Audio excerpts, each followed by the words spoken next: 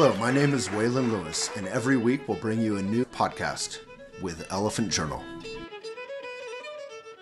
Hello, everyone. Hello, friends. My name is Waylon Lewis. As you may know, I'm the founder of Elephant Journal, and one of my jobs, one of my many jobs here at Elephant is probably my favorite job, is I get to introduce and host a whole panoply of beautiful, wonderful, important, caring folks with beautiful, wonderful, caring, and important messages. Today, I have a trio of authors. I believe all three are joining us. Mother, two daughters, Shelia, she'll tell me, Burlock, with her daughters Sylvia and Melissa, and they're the author of Natural Hair, which is about inspiration and tips to love and care for your crown. That is focused on empowering and making friends with and loving your lovely hair for the Black community, particularly, but also talking about Indigenous communities and many of the sort of racial aspects around that in terms of what's beautiful, what's acceptable, what's not, and kind of unpacking that and changing that. We blogged here on Elephant about Chris Rock's documentary years ago, which was sort of eye-opening and awakening for me. And I think we'll get into some of the same issues, but with more depth and actually from women authors. So everyone give a rousing round of applause and welcome to our guests. Hey. Here they are. Hi. Hey, you all. How are you? Good. So is it first major controversial issue, is it Shelia or Shelia? It's Sheila. Ooh, I was totally wrong. That's okay. Sheila. Sheila. Okay, and your daughters, would you like to introduce yourselves? Yeah, I'm Melissa. And I'm Sylvia. Yeah. Hey, good to meet all of you. Yeah, So you too. the first obvious question is, what was it like authoring a book together as a family with your mom? Yeah. Right. It was a really great experience. We're debut authors, so it's been really good to go through this experience with, my mom and with my sister. And it's really how this book started, with us together as a team, kind of walking a natural hair journey together as a mother and daughter team. And so that's how how the journey to the book started, and then that's how writing the book progressed. It was just us together kind of sharing this debut author experience just between the three of us. So it's been great. Yeah. Good for you. So yeah. How was it for you? Is it you're on the right, Sylvia? Yes. Yeah. I think that it's been wonderful to be just a part of this writing team, and then just as a community, and then creating the book together has helped us think about readers creating their own communities to help them on their own natural hair journeys. Yeah. And Mama, what was it? Was it amazing working with your daughters? Was it hard? To me, it is amazing to be in this opportunity to write with my daughters. It's a dream that I always had for myself, and so I think we make a very unique team because we each have our different strengths. We complement each other in our writing styles, and so to work on this first book together has been a great privilege for me. Well, yeah, and it's our great privilege. I think it's so many people getting to meet what the book is about. So many people who maybe look like myself are kind of both part of the problem and also haven't, through ignorance, I guess, haven't given thought to, we just don't know, and we're actively operating out of assumptions that can be harmful. So can you unpack a little bit? Would you be willing to? I'm assuming you'd be willing to write a book about it. Yeah.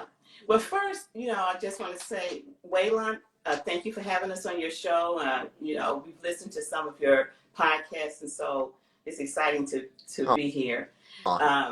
We wrote My Divine Natural Hair, Inspiration and Tips to Love and Care for Your Crown, because we want to celebrate African Americans' natural hair, our Afro-textured hair. And so that was the whole purpose behind writing it, because there's so much in the media about our natural hair, and we wanted to come from the angle of celebrating our hair. Yeah, so I want to give you full encouragement and permission to call out any, if I say anything that's, ignorant or a microaggression, please feel free, use me as an example.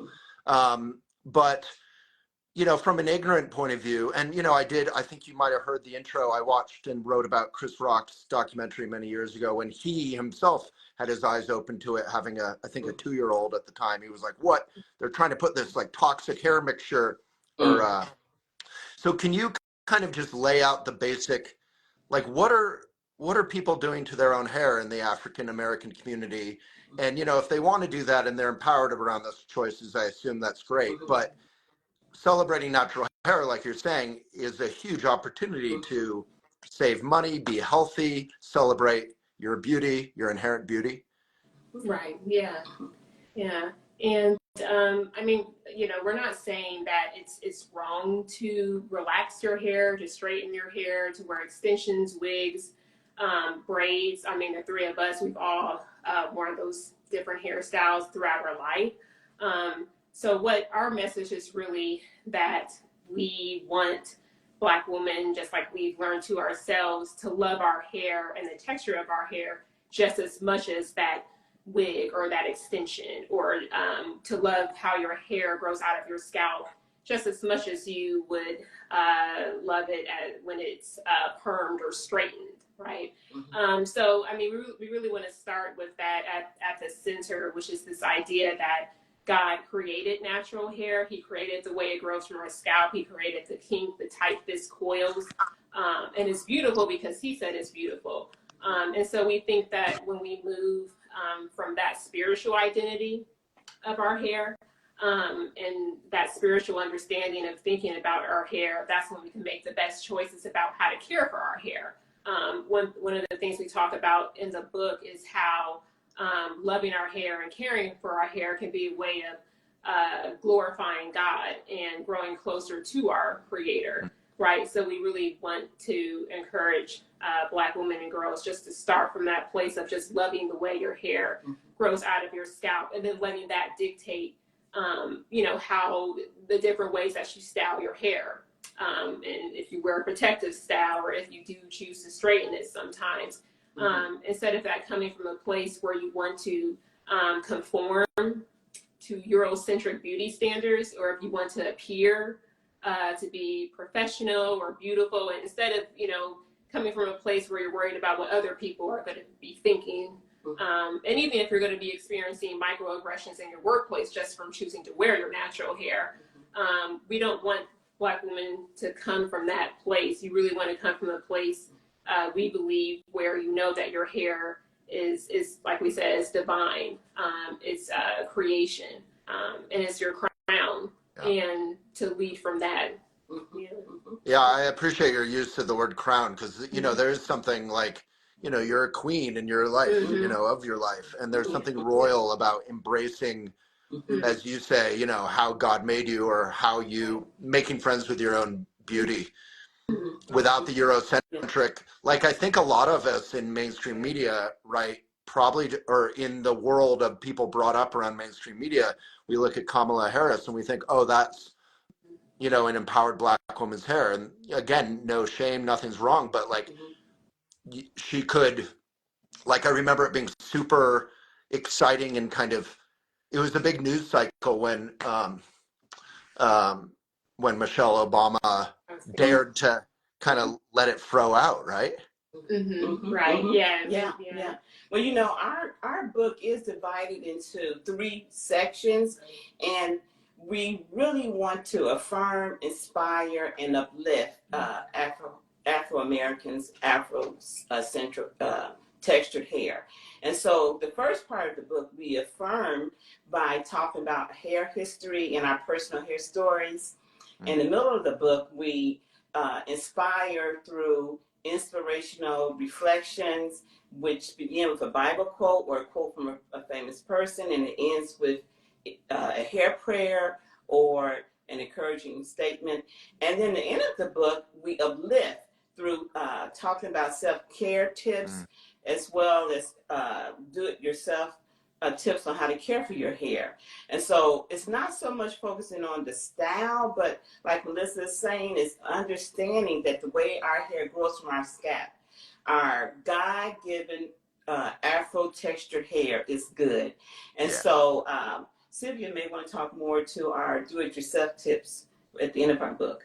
Yeah, and I was going to say that we actually mentioned Michelle Obama in the book, and we talk about how, like, during the White House, how she wore her hair versus how when she wasn't in the White House. And so that is one of the things that we kind of, like, unpack and then kind of talk about how we can, like, take something away from that. But all of the stories that we include in the book are so that people can relate to them and then figure out how to use that in their own lives. And Sylvia, you're saying, Sylvia, that, like, I think from my limited knowledge, Michelle Obama, felt more comfortable wearing her hair how she liked, more natural when she was out of the White House than when she was in. Is that true? Yeah, and and that's kind of our own. That kind of is reflective of a black woman's natural hair journeys to sort of get to a point where you are comfortable with wearing your hair naturally. I know we all three of us. I mean, you asked about how it was writing this book with my mom and my sister, and what was great is that really had an intergenerational perspective, right? So. Mom's hair story and her experience with her hair with, her mother was different than our experience with our mom doing our hair, growing up. Right. And so it's really a journey of, us being proud of our hair, but then getting into the workplace and trying to, at least for me, my personal, hair journey is trying to conform to sort of this aesthetic of straight hair being beautiful or professional. And then having to learn to take care of my hair, my natural hair, and love my natural hair, later on. So, I mean, that's why we talk about, like Sylvia said, different natural hair journeys. We talk about our own, and then we also mention others, but yeah. And do you all feel like it's getting radically quickly better finally, that like in mainstream commercials and stuff, you'll see, black women with their natural hair, starting probably Shelia in the 60s, maybe around feminism and black liberation, that, it's taken a long time to kind of, I mean, it sounds like it's still a prevailing norm that it needs to be straight or, whatever, but is it opening up and changing finally a bit? Well, it is because we do have the Crown Act, and Melissa would talk more to that. Yeah, that's what I was going to say. It's kind of tell us about that. Yeah, it's interesting how you say we definitely do see representation of black hairstyles on TV a lot more today. So you have shows like, like Blackish or Insecure.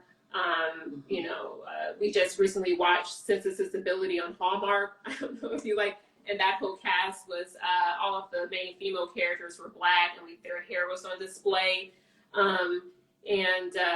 It's like different shows, movies where you do see more representation of us on screen, but then off screen is a different story, right? So even black actors and actresses have talked about how hard it is to get someone on set, a union hairstylist who knows how to work with natural hair. And then, like Mom said, we do have the Crown Act, which stands for Creating a Respectful and Open World for Natural Hair.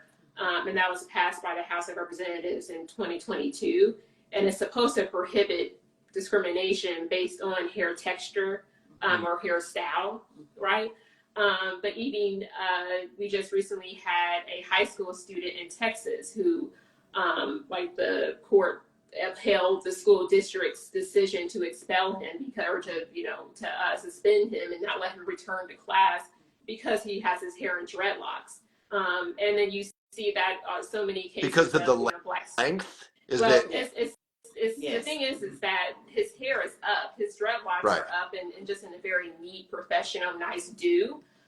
You don't know how long his hair is when it's out of that do. So it's following school code, but still, it's like they want him to cut his hair before he can go to school or something like that. So, and there's just so many other cases that have went viral where, Black people, we could lose our jobs for having our hair natural, or as a student, you could get expelled and not allowed to, walk during graduation or something.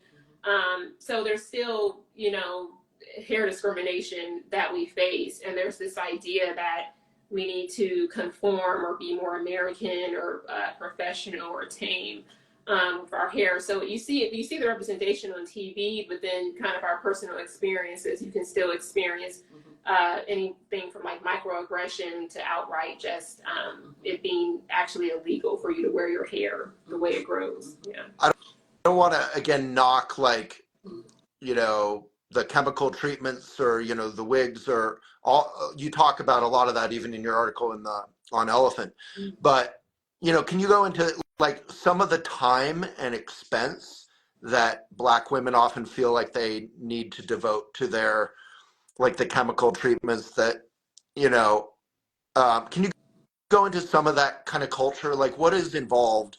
And then with the natural hair care, I'm going to assume, I hope, that it's easier, that it's more loving to your health and your body, and maybe you save some time. I don't know. That sounds good.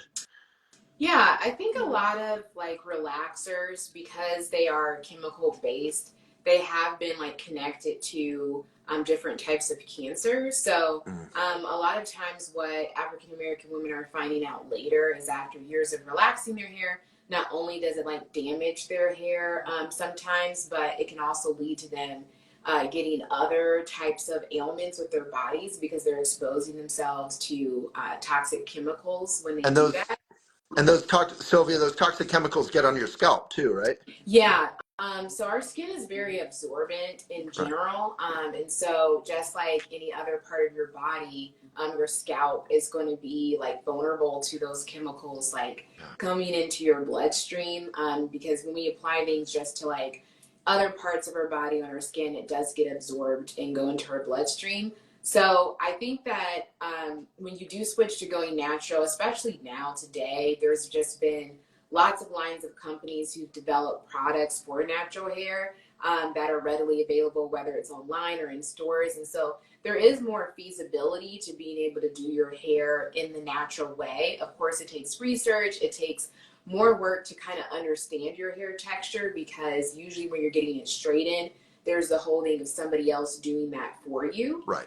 And so when you get back in touch with your natural hair, like we talk about in the book, we talk about salon chair sessions, and those sessions talk you through how you can get in touch with your hair with taking care of it yourself. And it does become more practical in some ways and more easier once you've kind of begin to develop a system that works for you. But it's really about taking your hair back from the stylist or beautician or whoever's relaxing it, and then getting in touch with it and like beginning to do it yourself. And eventually, hopefully, maybe now, hopefully, you could find salons that, like you were saying, someone was saying earlier, that know about natural hair care, and you could have that experience of community, getting massaged or, chatting in a natural, healthy way without the chemicals and all that. So do you have tips that you wish like all your friends, your community knew? Just a few basic, like, not just practical hair care tips, but like how to make friends with your own God-given beauty. Yeah, I think like in the book, like at the back of the book, I talk a lot about just different like oils and different treatments that you can use. One of the ones I talk about is like a homemade flaxseed gel, so that's really helpful. A lot of times when people are switching from being having their hair relaxed to then natural hair, they might struggle with like inflammation on their scalp. So one of the tips I have in here is like for like a recipe that helps with like a scalp oil massage that has like thyme and cedarwood essential oils in it. And I think that scalp massages are probably one of the bigger things that I would recommend, because you can find like commercially prepared oils that are going to be used for a scalp massage, or you can buy the essential oils and dilute them in a carrier oil and then use them yourself. But it's kind of like a self-care moment too, because you're massaging your scalp at night before you go to bed. It can be a nightly routine, which people really like to talk about today. You can have somebody else do the scalp massage, so involving like a loved one to help you with that. And so it's kind of, once again, like taking back caring for your hair yourself. But I would definitely suggest scalp massages as one of the main tips, because it activates the blood flow of the scalp, which helps accelerate hair growth. And it can just be like a really relaxing routine and to de-stress, because sometimes some hair loss can be connected to stressors as well. Yeah, right. That makes sense. Yeah, thank you for that. And then like on a spiritual level, how do you, is it through community? Is it through reading your book? You know, how do you unpack like generations and hundreds of years, or, you know, at least 200 years, if not more, of like weird, you know, racist, societal, you know, like you said more eloquently, Eurocentric beauty standards? Or how do you unpack that and just make friends with your own God-given beauty? That's a real good question. You know, we always say that our faith defines our hair, not our hair defining us. And so what we mean by that is that because of our faith in who we believe God is and what he says about our hair, we're able now to think and believe that truth about our hair. And one part of our book, we have a timeline, and Melissa wrote, starting all the way back to before slavery, all the way back to Africa, bringing in the spiritual connection. You can talk more, please. Yeah, I mean, part of unpacking that is understanding, you know, your history, and really the history of our hair can be told in the history of our people, you know. So, like Mom said, just starting back in like 15th century African societies, hair and the way, you know, we wore our hair said a lot about, you know, who we were. So your hairstyle could dictate or could signify your sewer name, your clan you were from, your geographic origin, what, like, you know, god or goddess you worship, because, you know, you would have a different hairstyle indicating that. Hair was like the highest part of your body, so it was seen as having a spiritual significance that way. And it was interesting because during the transatlantic slave trade and then later enslavement, slave traders would actually just chop off. That was one of the first things that they did to, you know, kidnap enslaved Africans, where it's just this chop off your hair or shave your head. So it was physically severing you from that community or your identity. Right? And were they doing that to like try to remove your dignity, or? Yeah. It was both. It was supposed to be meant to demoralize you, and then also to take just to try to, and it's an attempt to strip you of your identity, right? Your unique identity, your beauty, your pride, and just to turn you into something that was anonymous, something that was a thing, right? And then even during enslavement, Black women, we would cover our hair with, you know, the slave rag. We didn't have the materials to do our hair, so we could get scalp diseases and things like that. Even a lot of times, cutting the hair was this form of punishment. So, like, for instance, a lot of times, like a slave or a plantation mistress would just chop off the hair of an enslaved Black woman if she thought it was an object of jealousy, right? But then our hair was also a means of resistance. So Black women, we would braid maps to freedom into our hair, or just hide seeds in our hair to use later, right? And then after, you know, enslavement, after the Civil War, Black people, we wanted to sort of conform to Eurocentric beauty standards in a way to sort of assimilate into a majority white dominant society. Thanks for listening. Hope you're getting a lot out of it.